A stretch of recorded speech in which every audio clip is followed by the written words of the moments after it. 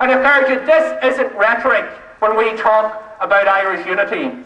Irish unity, freedom for the Irish people, is not a pipe dream. Irish unity can become a reality.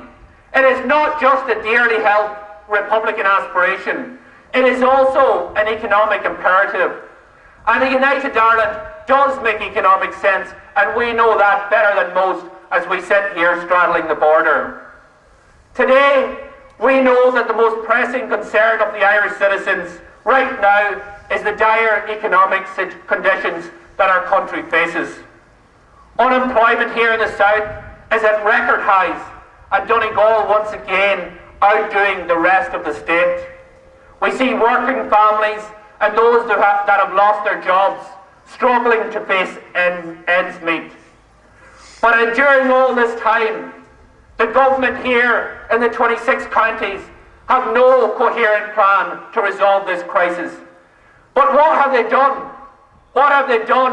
What they have done is they have sheltered the wrongdoers, the bankers, the developers and their cronies. And they have pointed the fingers of blame at public sector workers. They have punished working families and children with special needs and young people who find themselves out of work who are now opting for immigration. Shame on them. This government, I urge you, this government has failed the people of the Irish Republic. They have failed the people and everything that the Republican Proclamation of 1916 stands for. They should no longer call themselves Republican because they are not worthy of that title. And let me be clear, just in case that there is any misconceptions.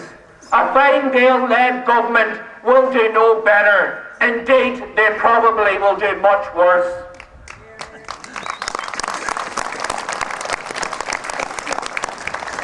Clergy, Honig Mitrivishaw and Chip Umlan are in ratio. Tasha Harama for Honya Erho. Tasha Nam Dunya and Stetshaw Erho.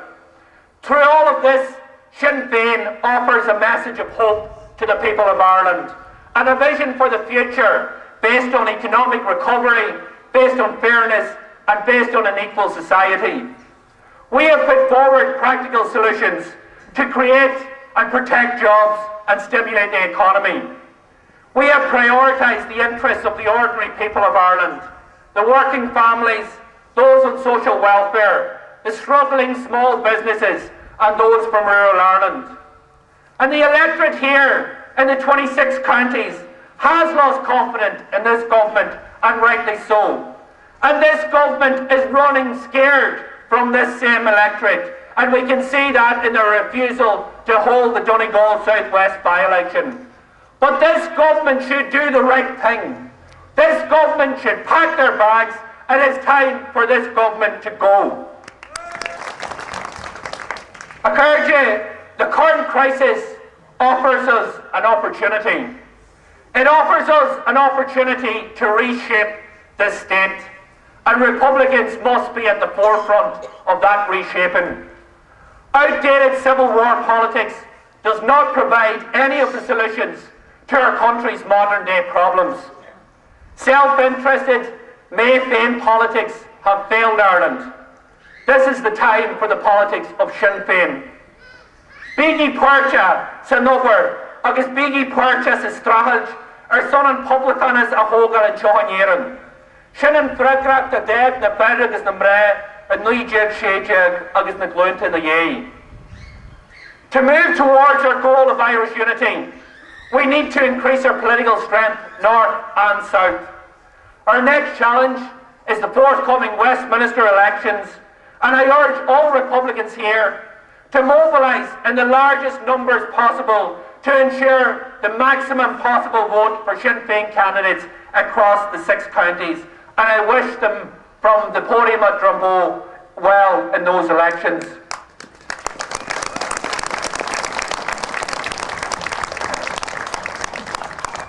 I urge you, this generation of Irish Republicans has made huge progress. The Orange State is gone, one-party rule at Stormont is gone, the RUC, the UDR, the RIR, all finished. British militarisation is almost gone. Good riddance to them all.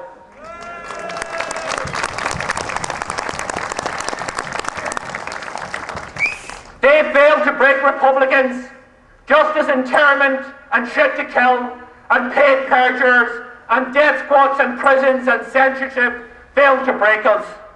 But Republicans did not come through all of this just to survive. We are moving on. That is why we must complete the process of transforming policing and justice. That is why we must complete the removal of Ireland from the British Army and MI5. That is why we must have a Bill of Rights. That is why we must have an Irish Language Act. That is why we must have equal access to health and education and an end to poverty. And that is why we must have an end to partition. And that is why we will have a united Ireland.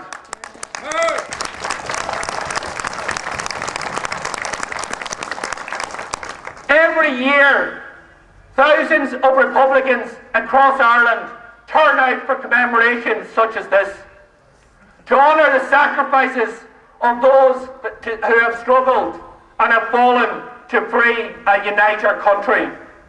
And many thousand more support Sinn Féin through political campaigns, through elections and commemorations. You work with us in our local communities, in our trade unions, in our voluntary and sporting organisations. And many, many more of you come out to vote for Sinn Féin. All of this is positive. All of it is vital activity. But why not do it as a Sinn Féin member? In recent weeks, as we previously heard, Sinn Féin has dramatically changed the structures of our party to make joining Sinn Féin easier. We want you, every single one of you, to be a member of Sinn Féin. And that means playing whatever part you can at whatever level you can play that part. Because if you want a real republic, you have to make a stand. If you believe in a better way, in a better society, in a united Ireland, you have to make a stand.